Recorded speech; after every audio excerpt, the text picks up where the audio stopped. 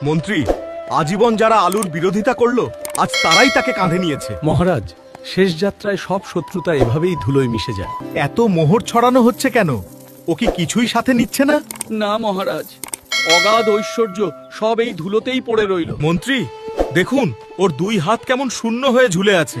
এটাই শিক্ষা মহারাজ, যাওয়ার সময় এভাবেই খালি হাতে ফিরতে হয়। এত বিশাল আয়োজন, এত সঙ্গী সাথী, কিন্তু ও আজ বড় একা।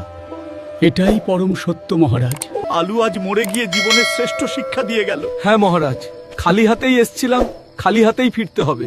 বিদায় বন্ধু। চিরবিদায় বন্ধু। সবজির রাজ্য আজ অভিভাবকহীন। দাঁড়ান মহারাজ, মাসের শেষে পকেট ফাঁকা থাকলে ডিম আলুর ঝোল কে বাঁচাবে রে?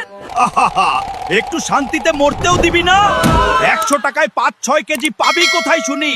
আমাকে ছাড়া তোদের চলবে? সকালে লুচির সাথে আলু ভাজা, দুপুরে আলু ভাতে, আর রাতে মাংসের আলু। বিনা বেতনে 3 শিফটে খাটাস আমাকে। সিঙ্গারা থেকে শুরু করে বিরিয়ানির হাঁড়ি। আমাকে ছাড়া সব তরকারি তো অসহায় রে। মেনে নিলাম বস, তুই ছাড়া বাঙালির পাত অসম্পূর্ণ। তুই হলি আমাদের আসল ইমোশন। চল ভাই, আবার রান্নাঘরে চল। আরে ভাবি, আমি তো ভিআইপি খাসির মাংস, আমাকে রাখতে গেলে আদা দিবা বেশি, রসুন দিবা কম, নাইলে তো আমার খাসি খাসি ফ্লেভারই নষ্ট হয়ে যাবে। তখন কিন্তু বলিও না টাকা লস। শোনো, আমি ব্রয়লার মুরগি, আমাকে রাখতে হলে রসুন দিবা বেশি আর আদা দিবা একটু কম, নাইলে কিন্তু আদার ঝাঁজে আমার মুরগি অস্তিত্বই বিপদে পড়বে বলে দিলাম। ভাবি, আমি হইলাম মাছ, আমাকে আদা বাটা থেকে 100 হাত দূরে রাখবা। রান্নার সময় খালি একটু রসুন বাটা দিবা, আদা দিলে কিন্তু আমার ইজ্জত নিয়ে টানাটানি শুরু হয়ে যাবে। আমি তো সবার প্রিয় গরুর মাংস রে ভাবি, আমাকে জম্পেশ করে রাখতে চাইলে আদা আর রসুন একদম 50-50 দিবা, তাহলেই দেখবা আমার গ্রানে প্রতিবেশীর পেট আইডাই করবে। আমি হলাম শীতের স্পেশাল হাঁস ভুনা, আমার গায়ে তো একটু এক্সট্রা গন্ধ থাকেই, তাই না? তাই আমাকে রাতে আদা দিবা বেশি আর রসুন দিবা মাঝারি, এরপর দেখবা আমার সাথে তোমরা ফিদা হয়ে যাইবা। কি বন্ধুরা, রান্নার টিপস গুলো কেমন লাগলো? যদি ভালো লাগে এখনই ভিডিওটা শেয়ার করে দাও আর কমেন্টে জানাও তোমাদের কার কার কোনটা ভুনা খেতে সবচেয়ে বেশি ভালো লাগে। আরে আরে, আমি চাল রে ভাই, রাবারের জুতো না। আগুনে দিলে যদি গলে প্লাস্টিক হয়ে যায় বুঝবি ওইটা নির্ঘাত নকল। খাস না রে ভাই, খাইলে একেবারে সোজা ক্যান্সারের টিকিট পাবি।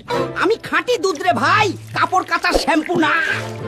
একটু লেবু চিপে দেখ, যদি ছানা কেটে যায় তবেই আমি আসল, আর যদি না ফাটে খাস না, কিডনি ফুটো হয়ে যাবে। কিন্তু বলে দিলাম আমি লাল মরিচ রে বাবা, ধরলে একদম আগুন ধরিয়ে দেবো। পানিতে ফেললে যদি রং সাথে সাথে ভাসে বুঝবি ওটা ইটের গুঁড়া। এমন ভেজাল খাবি তো সোজা হাসপাতালের বেডে গিয়ে ঘুমাবি। কিরে ভাই, এখনো হাঁ করে কি দেখছিস? ভিডিওটা জলদি শেয়ার করে দে, নিজে বাঁচ আর অন্যকেও বাঁচা। ভেজাল মুক্ত খাবার খা। আরে শুন, তুই ভাবছিস চুল এমনিই গজাবে? ভুলে যা, তোর এই মরুভূমিতে তো একটা ঘাসও জন্মায় না। চল সাইড দে, এখন থেকে আমিই তোর মাথা দেখব। তোর চুলের জাদুকরি ওষুধ আমার কাছেই আছে। কোনো পটর পটর না করে চুপচাপ শুন, নলে তোর এই মাথাটা পুরো সোলার প্যানেল হয়ে যাবে বলে দিলাম। প্রথমে আমাকে ব্লেন্ডারে দিয়ে ভালো করে পেস্ট কর, তারপর রসটা ছেঁকে নে। এক ফোঁটাও যেন মাটিতে না পড়ে। আমার এক এক ফোঁটার দাম তোর টাকের চেয়েও বেশি। রসের মধ্যে 2 ডাল রোজমেরি আর লবঙ্গ ঢাল। এবার বোতলটাকে ডিজের মতো জোরে ঝাঁকা। ব্যাস, তোর টাক ঢাকানোর তেল একদম রেডি। আমি হলাম দাদ, ঘাম আর ভেজা কাপড় আমার জানের দোস্ত। আমাকে না থামালে তোর পুরো শরীর আমার দখলে নিব। তুই যত চুলকাবি আমি তত বাড়বো রে পাগল। আমার দেওয়া জ্বালা তোকে সহ্য করতেই হবে, পটার পটর করে লাভ নাই। ভয় পাস না, আমি হলাম রসুন। আমার এক ঝটকায় এই শয়তান দাঁতকে একদম গোড়া থেকে ধ্বংস করে দিব। আমি হলাম হলুদ, চিন্তা করিস না, তোর এই পচা চামড়াকে আমি আবার আগের মতো সুন্দর করে তুলবো। আর আমি হলাম নিম। আমার জাদুর লাঠির এক ছোঁয়ায় তোর সব চুলকানি আর জ্বালা পোড়া হাওয়া হয়ে যাবে। শয়তানের খেলা শেষ, তোর স্কিন এখন একদম সেফ। এমন আরো জাদুকরি সমাধান পেতে পেজটি ফলো করে রাখ। ও ভাই, প্রবাসে আমাদের কপালটাই এমন, ডালের পানিতে শুধু আমি আর এই আলুটা ভেসে আছি। একটু পেঁয়াজ বেশি দিয়েন, অন্তত ঘ্রাণটা তো আসুক। ভাই, আমি হইলাম সস্তার রাজা, আমাকে ভাজার সময় দূরে থাকেন। আমার তেল কিন্তু রকেটের মতো ছোটে। মশলাটা কড়া করে কষান, স্বাদ গ্যারান্টি।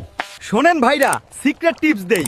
ডাল নামানোর আগে একটু ঘি আর শুকনো মরিচ পোড়া দিয়েন, দেখবেন বিদেশের মাটিতেও দেশের স্বাদ পাচ্ছেন। ভাইরে, আমার তো নিজের কোনো পার্সোনালিটি নাই। আদা রসুন একটু বেশি না দিলে কিন্তু আমাকে খাওয়া আর কাগজ চিবানো একই কথা। একটু ঝাল বাড়িয়ে দিয়েন। আমি হইলাম আসল ট্রিট। আমাকে রান্না করতে চাইলে তাড়াহুড়ো চলবে না। কালো না হওয়া পর্যন্ত কষাইতে থাকেন, তাইলেই বুঝবেন মাংস কারে বলে।